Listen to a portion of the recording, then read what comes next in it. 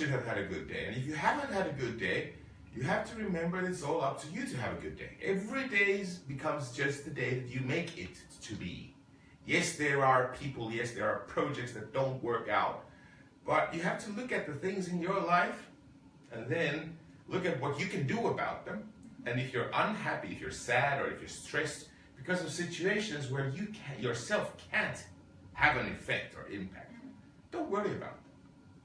Be as good, be as professional, be as good as you can, but don't let things that are not in your hands, do not let things that are outside of your action area, outside of your control, don't let them have an effect.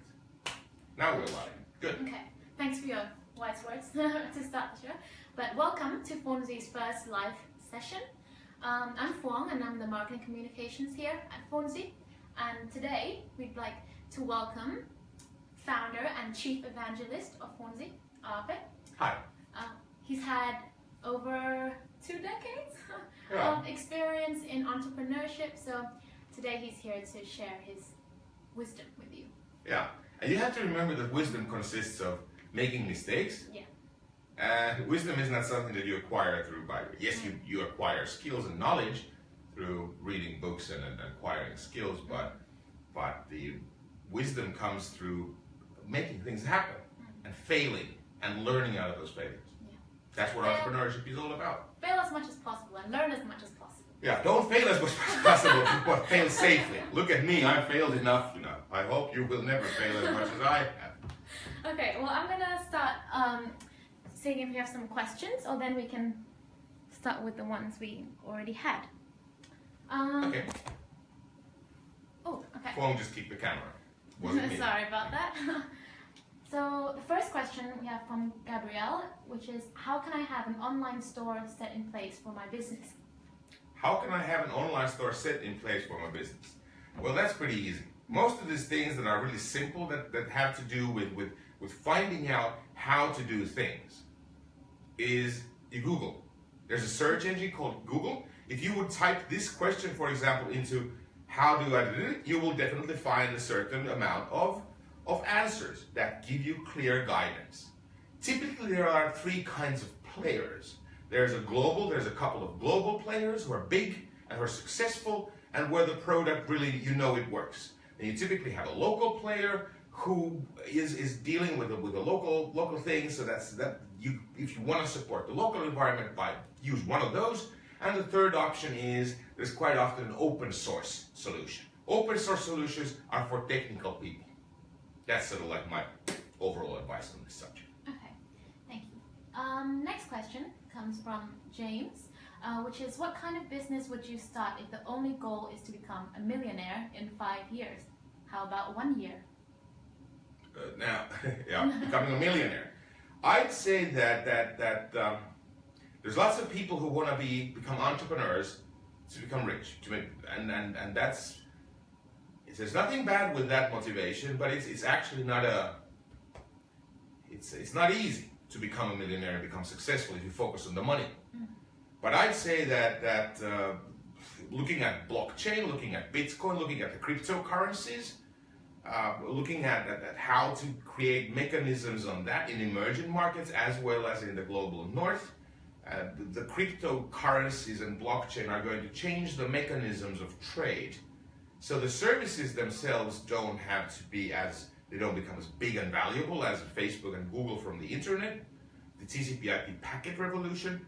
So look at cryptocurrencies and create a practical solution with that addresses a known problem where you already have an ongoing business and lots of people, but you can do it at 10% of the cost. So that's sort of that's where you can become an overnight success, an overnight millionaire. Okay. Yeah, so I guess it's a good transition into our next question. As Bob asked, what are your thoughts on cryptocurrencies and using ICO as a funding mechanism for his company? I'm really excited about it. I'm really excited about it because our world is moving from post-industrial, pre-digital to a post-digital society. where robotics and artificial intelligence are going to take over lots of the things that we are nowadays ourselves doing with computers. So digitization and post-digital society will be a new kind of a place. And that's where you have to have a structure where trust is created without trust having time to create. So, and that's why blockchain and cryptocurrencies are really exciting. What is going to happen, how it's going to happen, I have no idea. But there's a lot of good posts. If you Google, for example, the cryptocurrencies had their Netscape moment just a few weeks back. I think the post was, it was a long blog article, really good, really cool stuff. I'm really excited about it. I have no idea what's going to happen, and I'm excited about being somehow involved in that market through friends and their endeavors. And also Funzi, we're coming out with cryptocurrency courses for decision makers and such. Awesome, getting through the questions very nicely. So the next question is from Rafu. How can I know my target potential client? It depends on the business. If it's a physical business, obviously the customer needs to be somewhere nearby. If it's a classical business, you know, the people don't live nearby, then you have the 3 typical ground rules of the successful entrepreneurs from the US: location, location, and location. On the interwebs, in the digital space, you have mobile customers. Those mobile customers are already, they exist on Facebook or on Google or on Twitter or all those other social media networks. So that's why you have to use advertising campaign. So in digital, you have to use either campaigns or content marketing.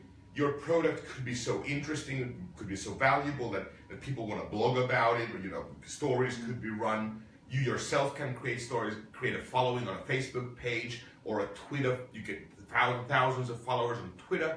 So those are the kinds of, in physical world, location, in digital world, advertising and addressing, going to people who have the same need and addressing them, and then building a home for them to inform them about how the product is. Choosing your product a voluntary thing. Don't spam. Don't send people stuff, you know, buy. Don't do that. That's not a nice way to deal with people. Be friendly. I mean, I guess it's very easy to kind of, there's maybe a thin line between spamming and then doing advertising in a way that's not spam-like. Yeah. You should always think about, would you like to be the person? Would you like to hear that message? In that, for example, if you advertise on Facebook and you're a part of your own target group, would you like to have that advertisement, that ad displayed to you in a fashion that you're actually doing it to your users? And if the answer is yes, then you're doing good. Okay, that's good. Just before we continue, how's the sound? Like, can you guys hear us well? I can hear you as well, yeah.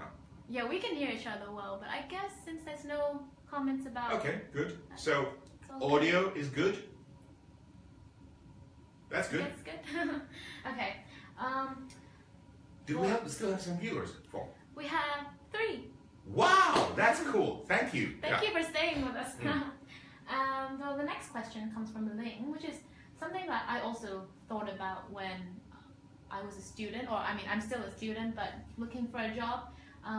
So how can I make my CV or LinkedIn profile stand out? By being honest, focusing on what you have achieved. Show that you can learn, like project-based, you know. I did this for these people, I achieved this, I learned these things, I understood that I need to learn this and this, you know, it's a work in progress. Nobody wants to know about, you know, I was this and I was that, and then just boasting about yourself. You have to sort of show that you're social, the 21st century skills, communication, teamwork, marketing, coaching, teaching, co-creation, all those things, make them apparent.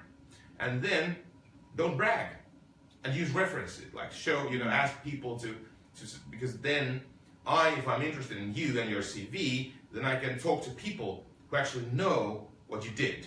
And that's the kind of, be yourself. Nothing else. Every other person has already been taken on our planet. Be yourself with all your mistakes and with all your glory.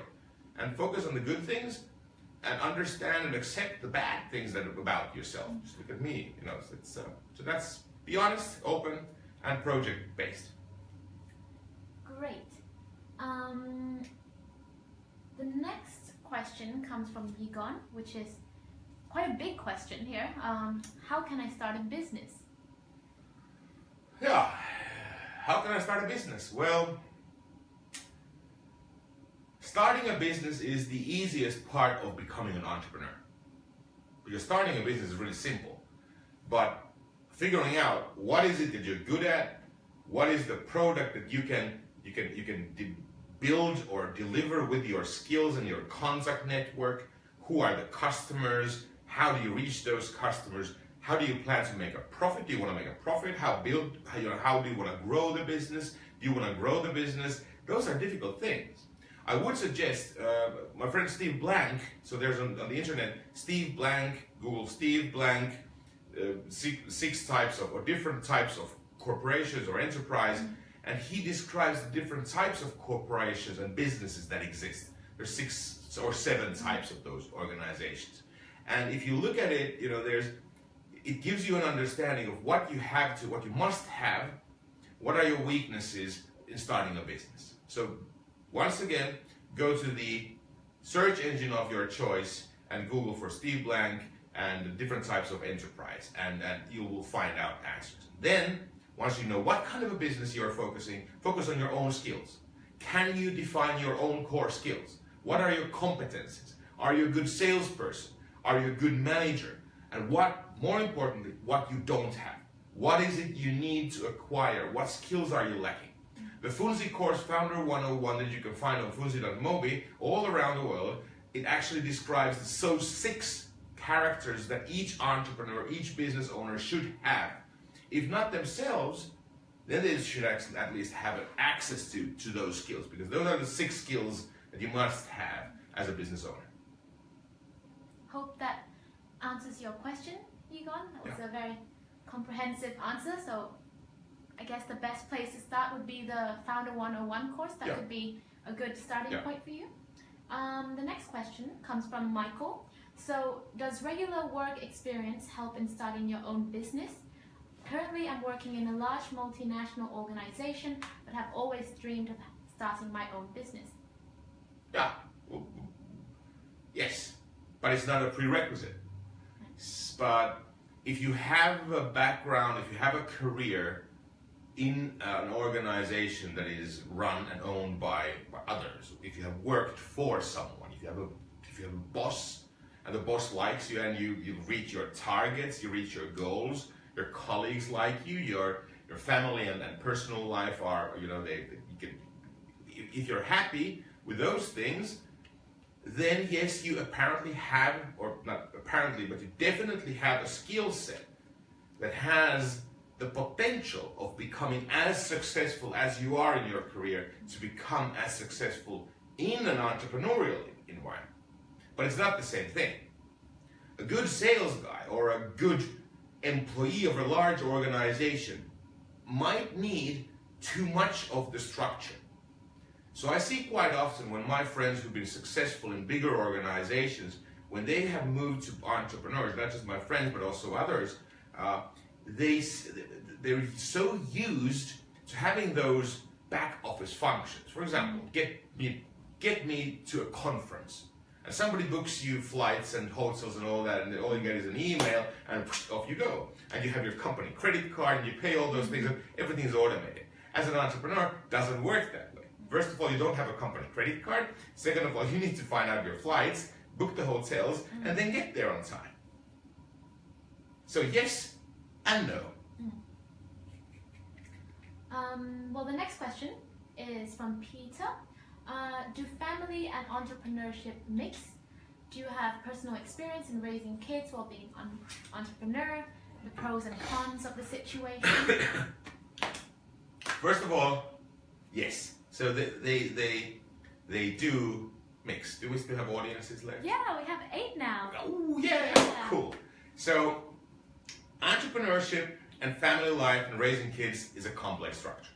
I ended up having a difficult decision that led to me and my wife being divorced. Mainly, entrepreneurship definitely played a role in that.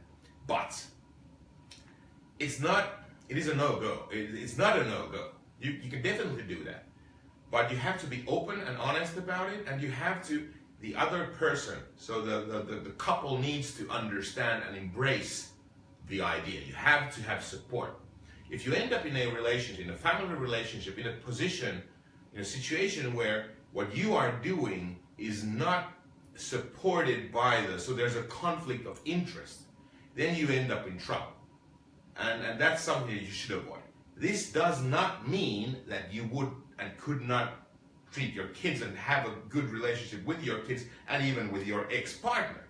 So you can deal with these things, but as with all the relationships, relationships between humans are complex issues. But for the kids, having an entrepreneur mother or father is exciting, could be exciting because they get to see things that nobody's ever done before. But it could be also a stressful situation. It's not easy, but no family is the same. No family is easy, but if you're open about it and honest about it, you should be able to cope with it. Thank you. I think I also have probably a side question to that. Yeah. So how do you make sure that you kind of have that work and social life balance in order to make everything work, or do you need that to make entrepreneurship work with the family? Yeah, but there's no like do this, do that.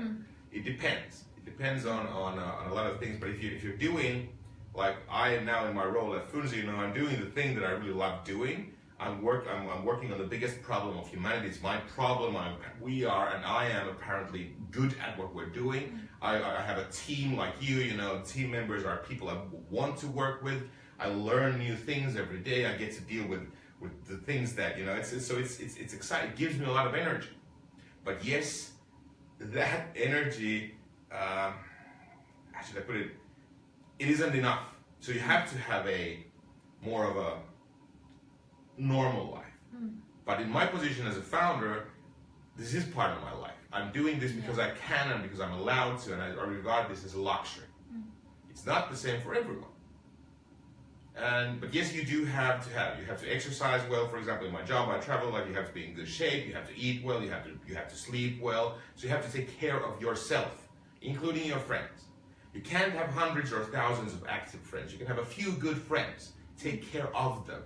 Take care of yourself. Be honest about yourself. Know what you're missing and understand. You have to know what you're missing, what you're doing. You have to have a plan so that you can cope with the stress and the not fun situations and sides of entrepreneurship. They do exist. The dark sides of entrepreneurship, they're all for real.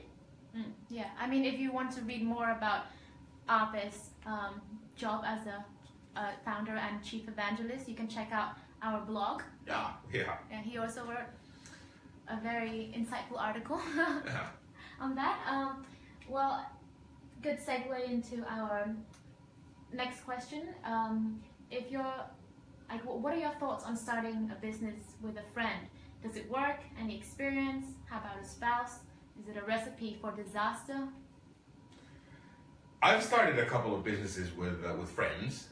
It's not good. It's not good. It's not good. Well, I started Funzi with people I get along well with. People who have qualities that I don't have.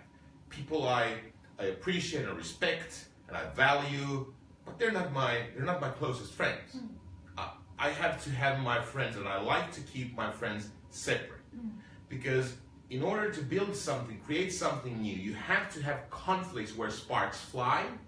And while you are building something, you will end up in situations where you are of different opinion, and you end up in situations that are difficult. So putting these three things together with friendship is not a good idea, because it hurts both you and the friendship and the business, because it's difficult to look at the objective and then the emotional side of these things. So yes, there are examples where that has worked. I have, for example, wife and husband have been entrepreneurs and are again entrepreneurs, successful entrepreneurs in the gaming industry. They had raised their kids during entrepreneurship. They still love each other, they smile when they look at each other, but I've never seen anything like that anywhere else. So that one couple, and best regards to them, I don't know whether that, I think that there's one couple who is like that. That's good to know. Yeah. I've also thought about, or hoping one day to start a business with a friend, but perhaps this this advice is good to take note of. Yeah. Next question is from Diana. So, if you could start a new business today, what would it be? What are your primary interests apart from education? Oh, that's a tough one. My primary interest aside of education is actually not about education, it's about learning. So what Funzi exists because I believe, and we believe, we think we know, and we hope that if we give every person on the planet access to quality learning, so that they can actually sort of find out what they're good at and learn and become better at what they want to be good at, we believe that the end result is a planet where we have less conflict, everybody could be meaningfully employed, and everybody could have access to a healthy lifestyle, so we would have a happy planet that would cope well with itself. So that's our end goal.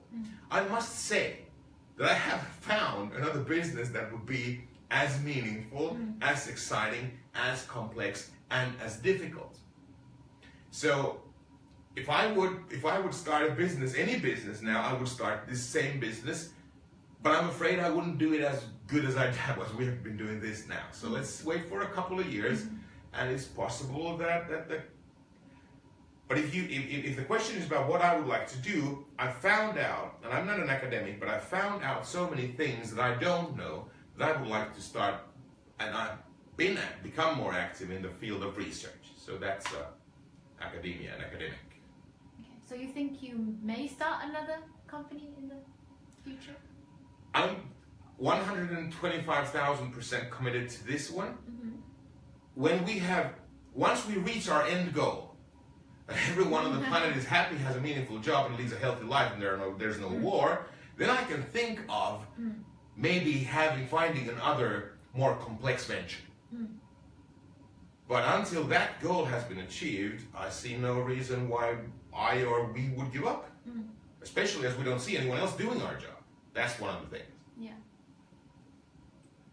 Yeah, so then another question about starting a new venture is that if you could start a new company in any city, country, and you have no sort of prior engagements like friends, families, where would it be? Just looking at the business environment. There's one continent on our planet that will define the future of humanity, and that's Africa. And Africa has a couple of gateways where innovation and where development within Africa, on the African continent, is sort of like where that is pushed. Two of them start in Cape Town, one of them going up the eastern coast, and one of them going up the western coast. So those are the sort of like the channels of innovation. The third one is around Lagos. So that means that as that part of our planet is the one that decides and defines our future, and if 2/3 of the innovation channels are born or begin in Cape Town, that's obviously the position where I would start. And that's also where we have been really active in the design phase and in the rollout of our initial services in South Africa, especially the Cape region. So that's where I would start. And then, the food is great, people are fun, the society is really complex. And so that's South Africa and Southern Africa is a very polarized, in many ways, country, and but Cape Town. That's good to know. So Cape Town it is. And then actually we're at our last question that was sent in. So it's from Jonas. So when assembling a startup team, would you prefer a homogeneous group of people with similar interests, or pronounce this word properly, so I'm going to say a different mix of people with various skills, but also interests and hobbies. And do you think there is an ideal midpoint where diversity and similarity comes together to create the optimal composition of a team? Was this Jonas who was sending this question? Yes. Yeah. This is a really simple question. So first of all, how a team should be built is depends on the business that you're doing. If you're building a law company, a law firm that serves a local market, the way you start and you build your founding team is totally different to a digital service business that aims to focus on delivering a solution to market in the growth regions of the planet, like Funzi did. But there's a couple of things. First of all, you have to have women and men in the founding team. Now, Funzi's founding team was all male, but we have had a very large female impact on the development. Our team is very international. I think half of our team has international background, and we will continue doing so. We tend to, not joke, but we tend to say that if we can hire a woman, we will definitely hire a woman, because in many cases, and I'm not generalizing, in many cases women are more precise, they're nicer they're better workers in many ways. The other thing is cultural diversity you gotta have. If you want to deal with a society that it will be changing, and in the future our societies will be changing and evolving into the world becomes more splintered and fragmented. You gotta have diversity, regardless of what your business is. But then the skill sets of the people. If you want to run a law firm, you gotta have lawyers, right? But if you run an outfit like ours, you should have people with sports background, you have to have people who are designers, you have to have some cultural impact, because the diversity, those different needs in the founding team are exactly those prisms that you need to be able to view at the one single problem through as many different views as possible.